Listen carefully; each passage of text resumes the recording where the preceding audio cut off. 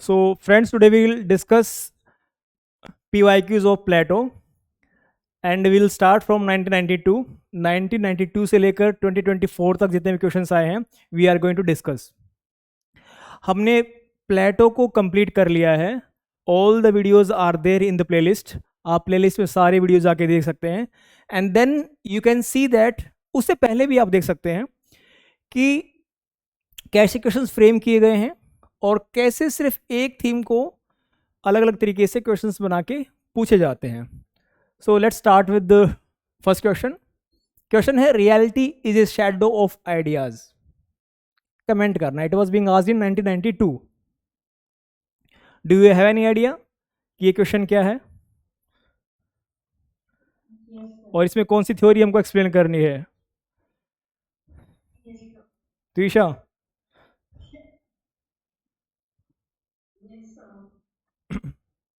which theory we supposed to apply on this particular question? Theory of idea. Okay, theory of forms. अब यहाँ पे reality shadow of ideas, theory of form यहाँ पे you are going to explore explain.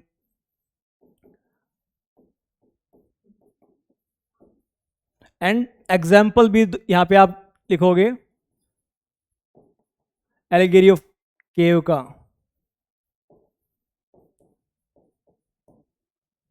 Fine, simple है question. Contemporary time से अगर link करना है तो यू कैन से दैट. और एसेंस क्या है? To tell that knowledge is superior. Knowledge superior है. We must have those people in to the ruling class who are having knowledge. That is why he is trying to say कि भाई those people who are having knowledge they can bring the right kind of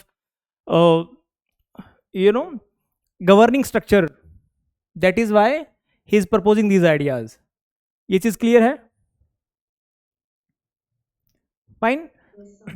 second question है for no law और ordinance is mightier than knowledge. अब इसमें भी the keyword is knowledge. अगर इसी को फ्रेम करके लिखा जाए the virtue is knowledge.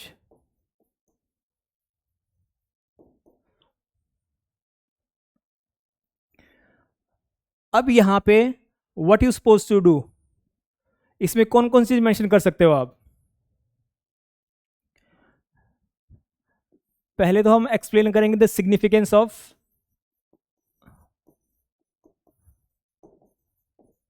Knowledge. You can discuss the Socrates tradition in this question. Socrates tradition किस पे फोकस करता है? नेचर के ऊपर. नेचर वर्सेस कन्वेंशन की डिबेट थी ना, if you remember. So he is talking that what can be discovered, that knowable ethical truth, that is natural law, natural justice. This is what he is trying to say here.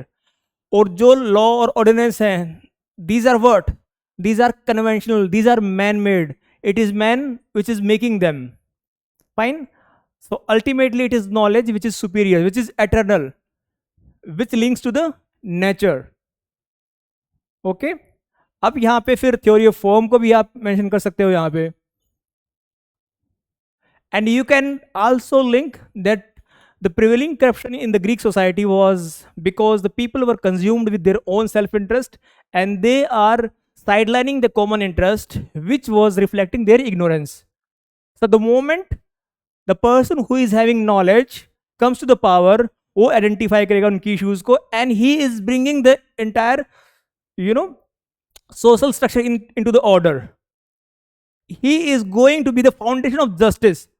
और justice की foundation क्या है? जब तीनों classes they will work as per their virtues and the highest virtue is wisdom. So again it is going to link with that. Okay, is it difficult? आपको क्या है? आपको ये कड़ियां पकड़नी है. You just find out the keywords, then you understand कि उस कोड का सिग्निफिकेंस क्या है. Okay, You have to identify the main demand.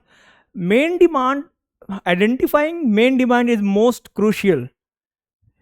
It is crucial in every GS paper. It is crucial in your optional paper. It is crucial in essay, क्योंकि वहां पे भी code based questions आ रहे हैं. जब आपने उस एसेंस को समझ लिया कि उस कोड का एसेंस क्या है, you have to address that. अब उसमें अगर आपको कंटेक्स्ट पता है तो उससे अच्छी बात ही नहीं कि उस किस कंटेक्स्ट में उसने कहा है. यहां पे the prevailing context is the corruption in the Greek society, and he wanted to address that, because it is because of the ignorance that corruption was prevailing, the disharmony was in the society. उसको address करने के लिए he is promoting knowledge. And the third question is, until philosophers are kings, or the kings and princes of this world have the spirit and power of philosophy, cities will never have rest from evil. ये हमने discussion भी किया था when we were exploring the theory of form, कि दो ही option हैं अगर हमको ऑर्डर क्रिएट करना है सोसाइटी के अंदर एंड हार्मोनी लेके आनी है. द फर्स्ट इज कि फिलोसफर को किंग बना दिया जाए, या फिर जो किंग्स हैं उनको फिलॉसफी पढ़ाई जाए.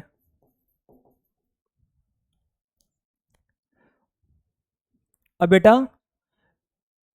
इस क्वेश्चन में और इसमें क्या डिफरेंस है? You just tell me this. What is difference between this particular question and this question? क्या डिफरेंस इन दोनों क्वेश्चंस में?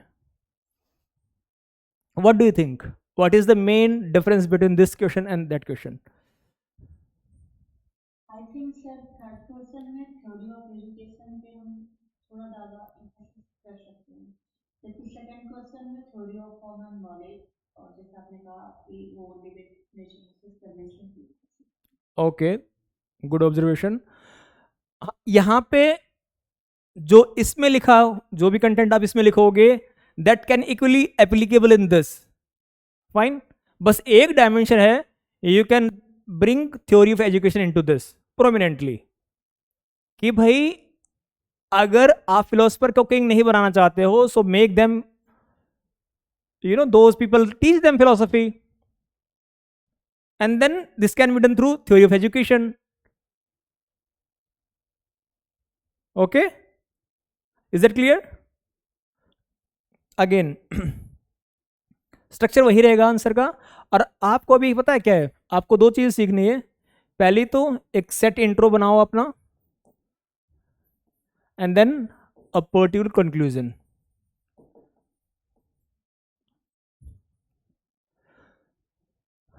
अब अगर आपको ये कोट ही याद हो गई होंगी तो you can use these quotes in your answers. किसी भी क्वेश्चंस में अगर थ्योरी ऑफ फॉर्म पूछा गया है तो वहां पे आप इस कोट को मेंशन कर सकते हो. You can use these quotes in your introduction part. That is the beauty of doing PYQs. You know what you can and how you can use these.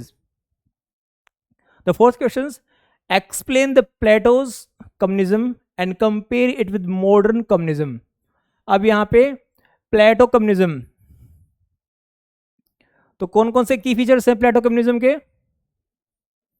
You have to write the features of Plato communism, and then the modern idea of communism, जो कि marks propagate करते हैं. अभी हमने marks पढ़ा नहीं है, just 1 or 2 features I will be discussing with you people. So जो की फीचर्स हैं कम्युनिज्म की, इंट्रोड्यूस आप ये कर सकते हैं कि why he wanted to introduce communism. उसका मेन आइडिया क्या था? You start introduction with that he was focusing, he was bringing the rulers with such a conscience that they are not going to divide from the path of knowledge. And since the family and property can cause certain kind of envy and jealous into them, and they can get, you know, diverted from their path of knowledge, so the idea of communism is very necessary. कहीं वो भटक ना जाए, कहीं वो knowledge के path से अलग ना हो जाएं, इसीलिए theory of communism was necessary. अब जो भी है उसमें प्रॉपर्टी को कंप्लीटली एलिमिनेट किया उसने, फैमिली को कंप्लीटली एलिमिनेट किया, and it was just confined to the guardian class, सभी के ऊपर एप्लीकेबल नहीं थी। And what else? more radical and also child nurseries, radical, वहां पे लिख सकते हो आप। peaceful morality. यस। यहाँ पे क्या है, यहाँ पे मार्क्स तो ये कह रहा है ना, this is the will discuss in marks, he is proposing based on his scientific assessment, based on historical materialism. और यहाँ पे जैसा कि आपने बताया, he is just talking on the basis of normative theory based on values, certain values. He is proposing that on the basis of normative aspects. अब यहाँ पे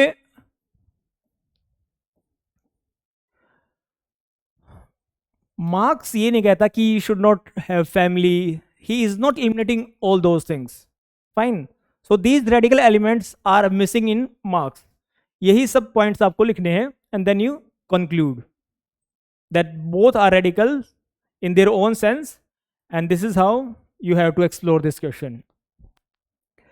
The fifth question is, Plato's theory of education is the logical result of his conception of justice. इस question को कैसे address करेंगे आप? सी, अब question क्या है, दो थीम उठाई उसने और उनका एक क्वेश्चन बना दिया। This is what is the repetition of themes. He is not asking the new question, उसने सिर्फ दो थीम को उठाया है और उसको एक इंटरलिंक कर दिया है। और हमने तो पहले ही सारे के सारे इसके जितनी भी थ्योरी थी उसको इंटरलिंक करके डिस्कस किया था, that how these theories are connected with each other. अब यहाँ पे क्या है, Plato theory of education, focus किसके ऊपर है? Theory of education is logical result of his conception of justice. So focus topic और theory is theory of education, and you have to track it to the his conception of justice. conception of justice कैसे है कि भाई तीन classes हैं, तीनों के respective virtues हैं, okay, and every single class suppose to work as per their virtues. जो प्रोड्यूसिंग क्लास है they are having the virtue of temperance, जो सोल्जर क्लास है it is having the virtue of courage, and the philosophers or those who are ruling class, they are having virtue of wisdom.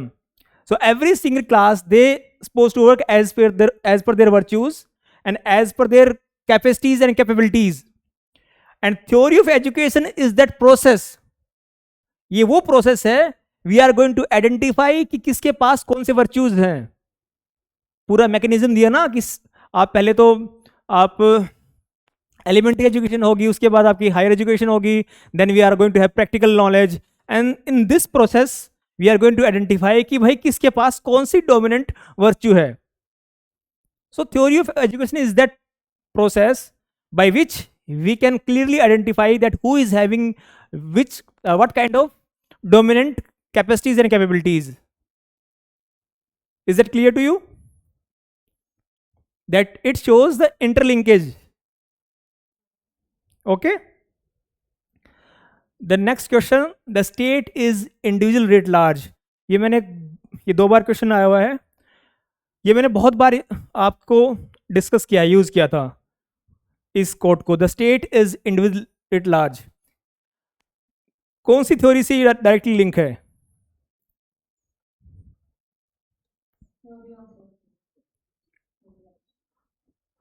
So state पे जब state level पे जब हम देखेंगे which virtue is assigned to the state? Very good. So when we see justice At the level of state, it means every single individuals are working as per their given virtues. So यहाँ पे theory of justice you can discuss, और कल हमने his theory of political decline भी discuss किया था. You can also discuss that as well, that when state is declining, when his ideal state is declining, that decline is also being seen in the individuals. So both those things can be analyzed in this particular question. Now, seventh question, Plato's communism is a supplementary machinery. देखो, जब भी question का आपको main theme identify करना हो, it will take you I think 10 to 15 days to identify the key themes, practicing again and again. Code को पढ़ो एक दो बार, उस पर सोचो कि कौन सी चीज यहां से मेरे को आइडेंटिफाई करनी है, उसके कीवर्ड्स को फाइंड आउट करो. अब यहां पे ट्रैप क्या होता है, कई बार सीधे हम सिर्फ कीवर्ड्स को पढ़ते हैं and we start answering the question. We should not do this thing. हमको एक अंडरलाइंग जो उसका एसेंस है पूरी कोड का, we have to find out that उसकी कौन से different dimensions are being asked from us. उन डायमेंशंस को आइडेंटिफाई करना होता है. एक ओपन एंडेड क्वेश्चन नहीं होता, कई बार उसके बहुत सारे डायमेंशंस होते हैं. कई बार तो आप देखेंगे हम PYQs के अंदर कि किसी क्वेश्चन के अंदर दो चीजें पूछी हुई हैं उसने फुल स्टॉप लगा के, and they are assigning particular marks. पहले पार्ट को 5 मार्क्स दिए उसने, दूसरे पार्ट को 10 मार्क्स दिए हुए हैं. बहुत सारे क्वेश्चंस आपको मिलेंगे इसके अंदर. So we have to apply that as well. अगर यहाँ पे सिर्फ आपने प्लेटो कम्युनिज्म पढ़ के ही लिख दिया पूरा उसके ऊपर, तो उस पर आपको उतने ही मार्क्स मिलेंगे जितना उसका वेटेज होगा वहां पे. So you have to have the holistic idea, all the dimension of the question you need to identify. अब यहाँ पे क्या क्वेश्चन है, Plato's communism is a supplementary machinery to give effect to and reinforce the spirit which education is to create. अब यहाँ पे theory of communism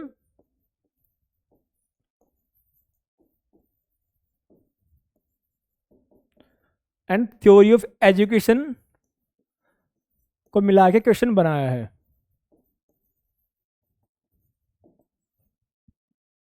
अब you have to create that kind of synthesis of both these. अब उसमें इसके अंदर essence क्या है इसका, the entire essence of this particular statement क्या है. Nettleship was an political theorist, and he wrote books on Plato. बताइए, what is the essence of this particular statement? I think here is removal of corruption or ignorance as far as I can actually. Okay, what do you think?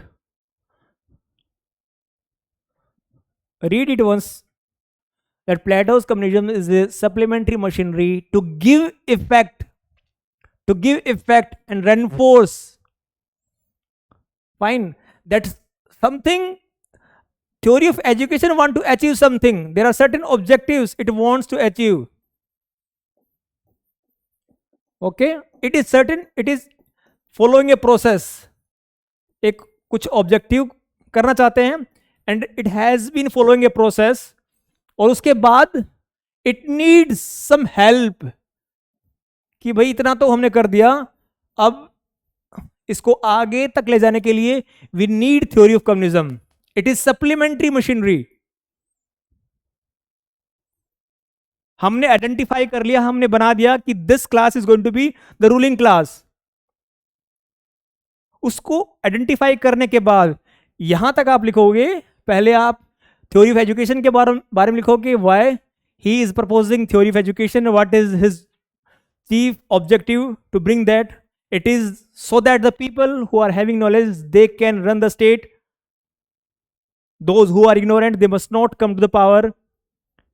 And when he is going to establish justice at the state level, that will come through the person who is having wisdom.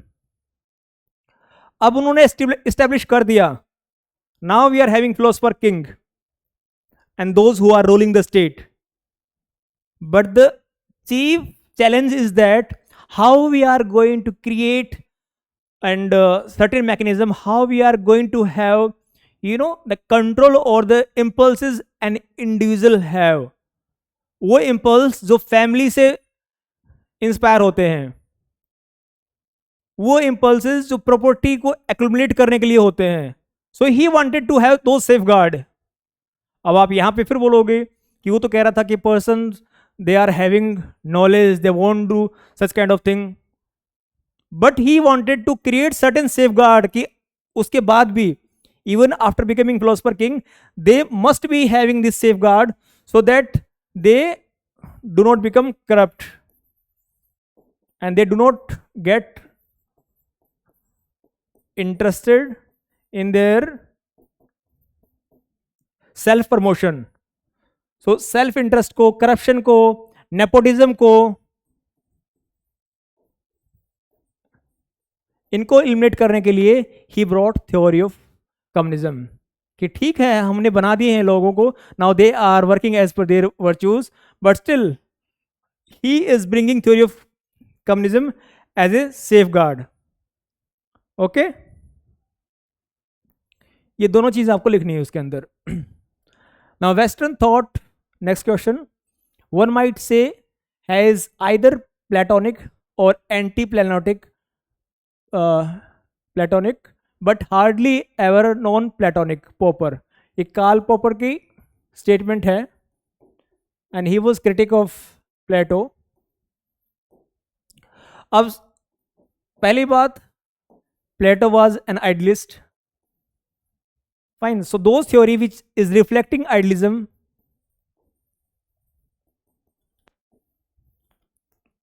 जो theories idealism को reflect करती हैं, जो thinkers idealism को reflect करते हैं, they are getting inspired by प्लेटो.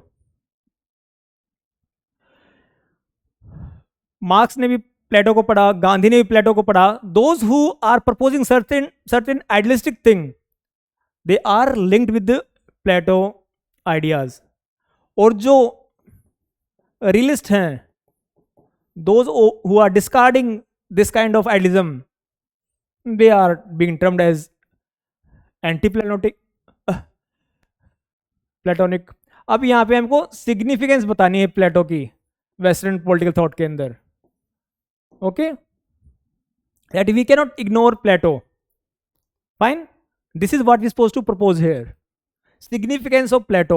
और इसके अंदर आप प्लेटो की डिफरेंट थ्योरीज भी लिख सकते हो, और then the criticism of Plato by various thinker. वहाँ पे कार्ल पॉपर भी हो सकता है. और इसके रिपीटिशन, इस क्वेश्चन का रिपीटिशन भी यही रिफ्लेक्ट कर रहा है कि when he is saying the Plato is an enemy of open society, so Plato has been used by multiple thinkers and theorists and philosophers. यहां तक कि हिटलर और Mussolini, these fascist leaders, they also utilize his ideas in their theory of fascism. Fine. So यही लिखना है इसको, इसमें आपको. And the next question, Plato was an enemy of open society. ये मेरे ख्याल से ऐसा ही क्वेश्चन 2025 में भी आया है. इफ आई कुड रिकॉल, एक ऐसा ही क्वेश्चन पूछा गया है 2025 में भी, related to open and close societies, and this is what Karl Popper says. So open societies वो सोसाइटीज होती हैं जहां पे इंडिविजुअल्स की फ्रीडम को रिस्पेक्ट किया जाता है. Individual liberty and freedom have been respected, they are not being infringe upon by the state. State interfere नहीं कर रहा है. इट इज ओपन सोसाइटी, वहां पे debate, discussion, deliberations are openly being enjoyed. Democratic rights को promote किया जाता है ओपन सोसाइटीज के अंदर. And the close societies are those societies where the regime that ruling dispensation is so autocratic, authoritarian, totalitarian. They are controlling the every aspects of an individual's life, and this is what Plato is proposing. उसने education से लेकर कैसे बच्चों को पालना है, कैसे sexual relationship maintain किए जाएंगे, every single aspect of an individual has been controlled by state. This is what he is proposing. That is why Karl Popper is saying that Plato was an enemy of open society. जब भी कोई critic की statement हो, आपको उस जिस भी idea को क्रिटिसाइज कर रहा है उसको एक्सप्लेन करने के बाद in conclusion you have to write the significance of the philosophers और पॉलिटिकल थ्योरिस्ट आइडियाज. प्लेटो के जो आइडिया का एसेंस था, that how it became standard for political behaviour, you have to write that in the conclusion. उसकी significance को जरूर लिखोगे. You can not discard Plato. और यहाँ पे किसी भी कंक्लूजन के अंदर you can write this thing. Fine. In Plato's answers, in concluding part you can write this, or even introduction also you can write this, that western thought one might say has been either platonic or anti-platonic but hardly ever non-platonic. ये आप लिख सकते हो. Fine. Are you getting this thing? कि भाई जब आपको किसी थिंकर ने क्रिटिसाइज किया है किसी को, so after the criticism is you have written at least 50 to 60% of that criticism. उसके बाद में आपको सिग्निफिकेंस भी लिखनी है उसके आइडियाज की. ऐसा ही नहीं है कि आपको वन साइडेड आंसर नहीं बनाना है. You have to make your answer holistic. Different dimensions को टच करना है वहां पे आपको. So this is what is suppose to do. आपको सिग्निफिकेंस भी लिखनी है प्लेटो के आइडियाज की. And this is you can do with by making some certain kind of diagram बना के उसकी थ्योरीज को लिख के एक लाइन लिख के कर सकते हो वहां पे, उसको इंटरलिंकेजेस करके. This is how you are going to make your answer more effective. जैसे थ्योरी ऑफ कम्युनिज्म के बारे में उसने पूछा.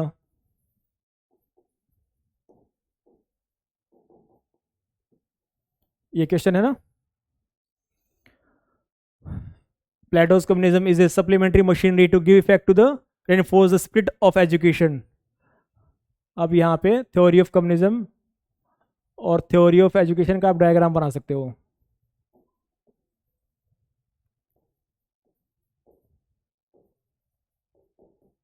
that how they are reinforcing each other. यहाँ पे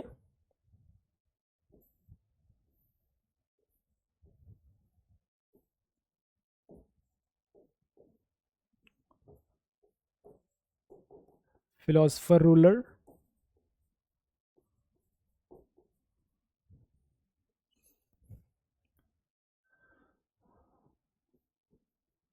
process of education,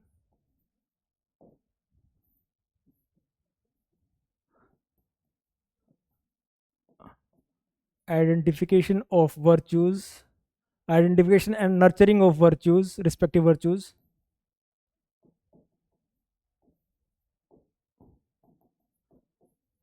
Okay, and then the selection of philosopher ruler.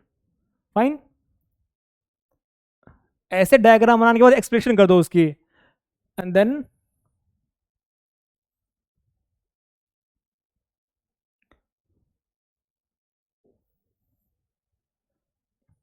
यहां पे लिख सकते हो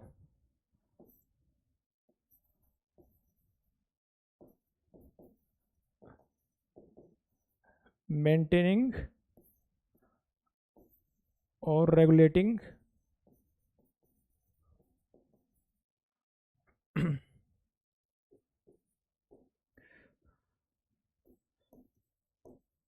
familial relationships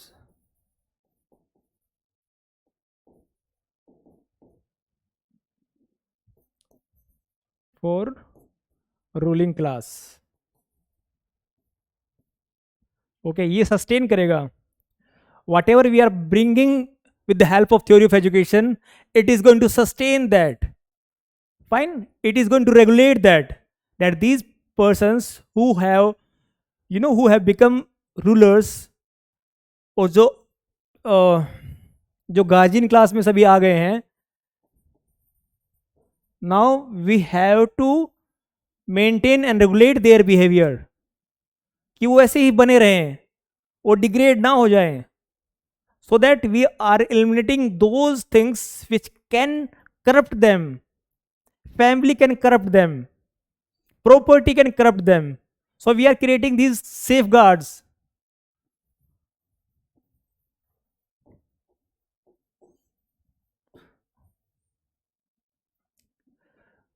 So Plato जो भी प्रपोज कर रहा है, he is creating certain kind of safeguard for that. जैसे ही उसने क्रिएट किया that with the help of theory of education we are going to create certain classes, कि ये लोग प्रोड्यूसिंग क्लास में जाएंगे, ये लोग सोल्जर क्लास में जाएंगे, and these are going to be the rulers. उसने 3 क्राइटेरिया से बनाए, उसको भी जस्टिफाई करने के लिए he is bringing noble lie. Okay, he is creating certain myths so that people by his arguments. उसको जस्टिफाई नहीं कर रहा है, he is creating that. So he is creating very safe guard. और ये सेफ गार्ड दिखाते हैं his insecurity की फिलॉसफी भी एक टाइम पे आके फेल हो जाएगी, when it is going to face the real life challenges. That is why he's creating safeguards. उसने ऐसा तो नहीं कहा ना कि after proposing this thing everything is going to be fine, everyone is going to understand this thing. वो तो accept ही नहीं कर रहा है कि everyone is having that kind of understanding. वो तो पहले ही कह रहा है कि there are people who are ignorant and they are having that dominant feature in their soul. वो तो इस बात को भी लेकर एप्रीहेंसिव है कि the person who is going to become philosopher, the person who is going to have the supreme idea of knowledge, वो भी भटक सकता है.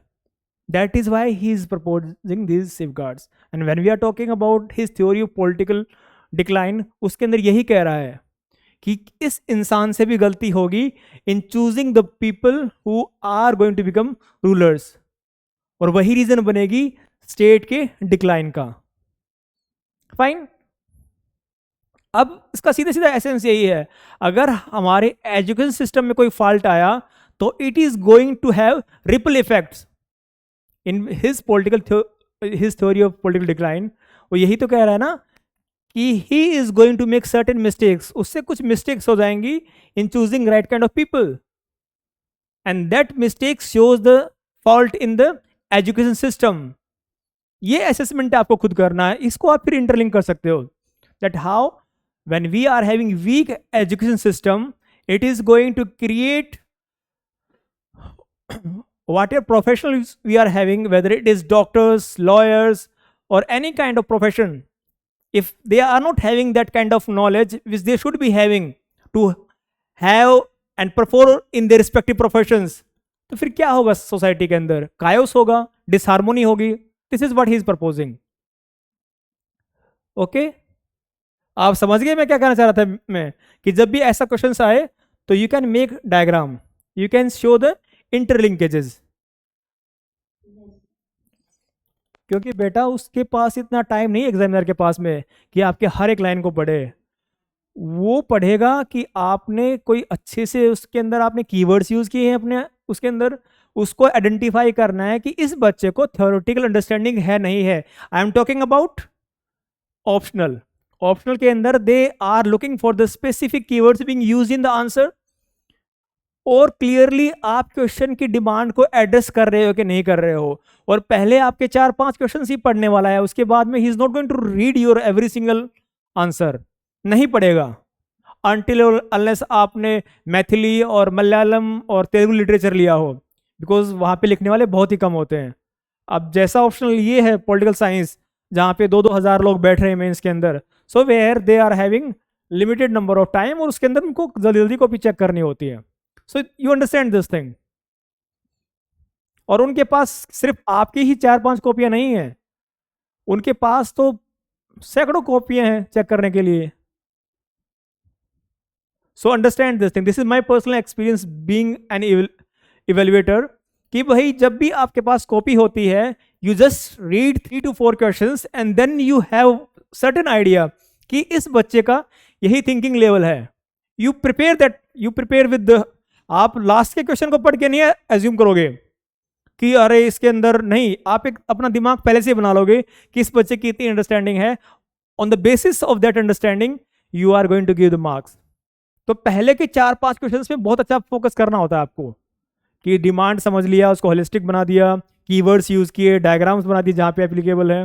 This is what is answer writing skills, कि आपको थोड़ा सा पता है and you are making your answer holistic, you are making your answer more effective with the help of whatever थोड़ा सा knowledge you are having. This is answer writing skills. और जितना पढ़ के लेके बैठे हुए उससे कुछ मतलब नहीं होने वाला। और answer writing skills is a process. This is what I personally believe and this is what you are going to feel. अब हमने ये डिस्कस कर लिए questions, then if you suppose to write this thing, आपको practically you will face that fear कि भाई मैं क्यों नहीं कर पा रहा हूं ऐसा, why I'm not able to write the answer. वो कौन से फ्लॉज हैं, you identify that and you start rectifying that. आपने आइडेंटिफाई किया कि यहाँ पे ये कमियां हैं and then you start working on those things. इसी को आंसर राइटिंग की प्रैक्टिस बोलते हैं. ऐसा नहीं होता कि आपने 1 महीने तक पढ़ा उसके बाद आप आपने 3-4 टेस्ट लिख दिए. This is not you learn writing skills. हर दिन you have to find out certain things कि मेरे इंट्रोडक्शन के अंदर ये कमी है, ऐसे मैंने इसको कंक्लूड नहीं किया. एक जैसे मैंने कभी आंसर राइटिंग की थी तो आई हैड दिस आइडिया कि इस आंसर के अंदर मेरे को 6-7 डायमेंशन डालनी है. I make the checklist of those dimension कि मेरे इंट्रोडक्शन के अंदर मैंने क्या कोई कोड डाला या नहीं डाला. और I will ask my self after evaluating my own answer कि whether I was able to address the demand of the question, whether my introduction was effective और not. I ask my self those question and then I try to improve कि next time पे मुझे ये चीजें करनी है.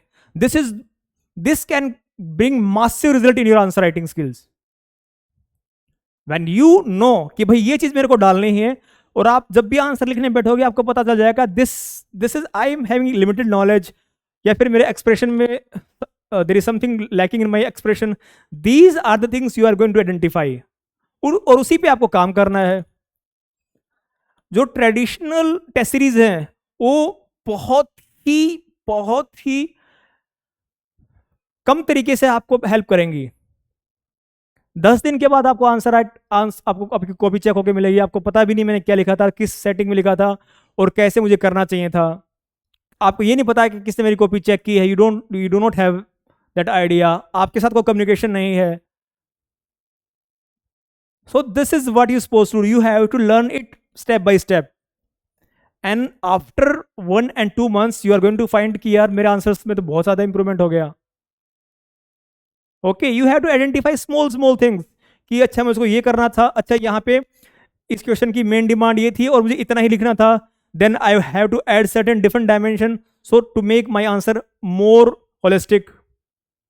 This is what you suppose to learn. The next question is explain Aristotle critique of Plato's idealism. अब इस question के अंदर प्लेटोज के जो भी आइडिया हैं विच रिफ्लेक्ट आइडियलिज्म, उसका एरिस्टोटल कैसे क्रिटिक करता है, this is what you suppose to write. ये दो थीम को मिला के इस क्वेश्चन को बना दिया गया है. And this is what I was always trying to say to you people. आपको ये प्रैक्टिस भी करनी है हमेशा कि कैसे अगर हमको 2 आइडियाज हमारे पास क्वेश्चन बन के आ गया तो how we are going to address. ये तो सिंपल है. एरिस्टोटल के जो भी आइडियाज हैं, it is most of that like he is improvising on Plato's ideas. वो प्लेटोज के आइडियाज को इम्प्रोवाइज कर रहा है. He is not criticising in that sense कि सिर्फ क्रिटिसाइज किया. He is bringing amendments also. This is what we are going to learn in the next topic. The next question 2024 में पूछा गया है, critically examine Plato theory of form. अब यहाँ पे प्लेटो थ्योरी ऑफ फॉर्म अगर मान लीजिए आपने 50% लिखा आपने, देन उसके बाद में 30% के अराउंड आप उसकी critically examine means you have to write certain points where we find certain fault in इस थ्योरी फॉर्म. कि वो बहुत आइडियलिस्ट है, वो बहुत ही एब्स्ट्रैक्ट बात कर रहा है उसमें थ्योरी फॉर्म में. अब ये क्या पता, किसको पता चलेगा कि that what he is saying, that this is some kind of transcendental reality, that who is going to identify, who is going to say that it is the objective knowledge. तो बहुत सारी एब्स्ट्रैक्ट फॉर्मुलेशंस हैं उसके अंदर. This will bring your critical analysis of his ideas. Okay, so this is how you have to learn. अब मेरे को आप ये बताओ, जो हमने पूरा एनालाइज किया, पूरा डिस्कस किया 3-4 प्लेटों के बारे में, are we able to write answer on the basis of that discussion? Do you have that understanding? अब इसका इंपॉर्टेंस क्या होता है, पहले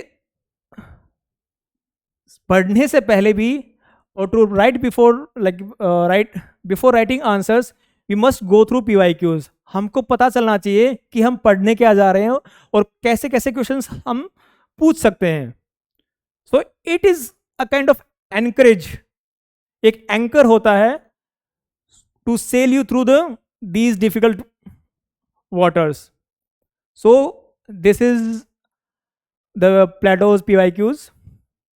अब हम सैटरडे को एक टेस्ट लेंगे 2 या 3 क्वेश्चंस का, and you just tell me how many questions do you want, I will keep that and then you have to write the answers, और उसी दिन I will evaluate and we will discuss that. Okay, कितने questions का test करें? Okay, we will discuss that. And next topic we are going to continue with Aristotle. Thank you, dear friends.